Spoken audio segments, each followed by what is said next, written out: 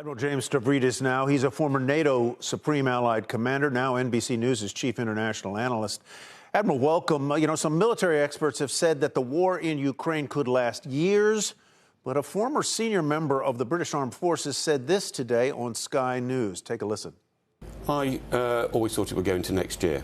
I think it is possible now, and one hates to be the person who said it will all be over by Christmas, but it is possible now that there could be a collapse in the Russian armed forces, and then we really ought to... do you think there is of that possibility? I think it's a good 30–40%. Surprising prediction, or at least a possible prediction there. Do you agree with his assessment, Admiral?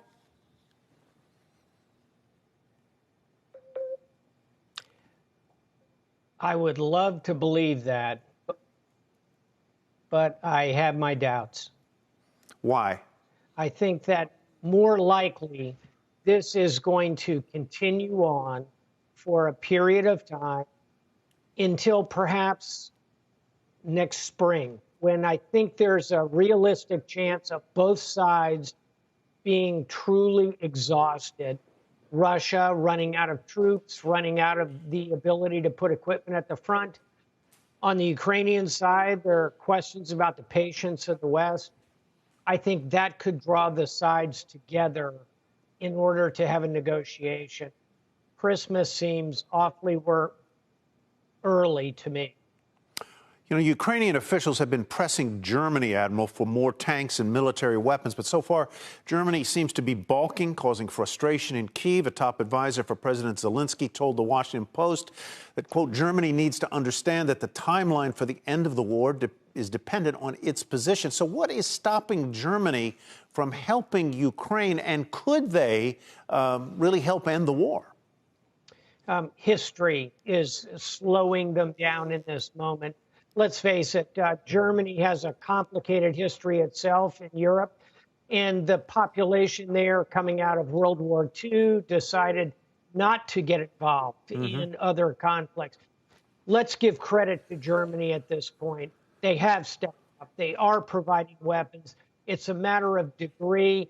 My sense is that if the Biden administration continues to press them hard, they will, in fact, stand and deliver in this conflict. So we're beginning to hear some rumblings that there is discontent within Russia. And Ukraine's blitz has certainly dented Putin's plans.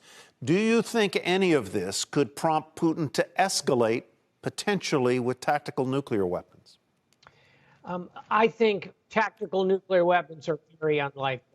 Putin understands that using one would chase away the enormous swing vote out there in India, in sub-Saharan Africa, in Latin America, and the Caribbean. He's counting on the rest of the world beyond the West to stand at least neutral. If he used a nuclear weapon, that would be gone. And secondly, even Vladimir Putin doesn't want to be remembered in history as the second person to reach for a nuclear weapon for far less reason than the United States did at the end of World War II. Putin is engaged in a war of choice. And at the end of the day, I think it's unlikely he'll use nukes. But what could he do? He could use a chemical weapon. He could use carpet bombing, really going after major civilian centers. He could go after very specific settings of electrical power, of water, critical infrastructure. He's got a lot of dirty tricks up his sleeve. I wouldn't count him out at this point, but I think a nuke is unlikely. Admiral Stavridis, always good to see you, sir. We appreciate your time tonight.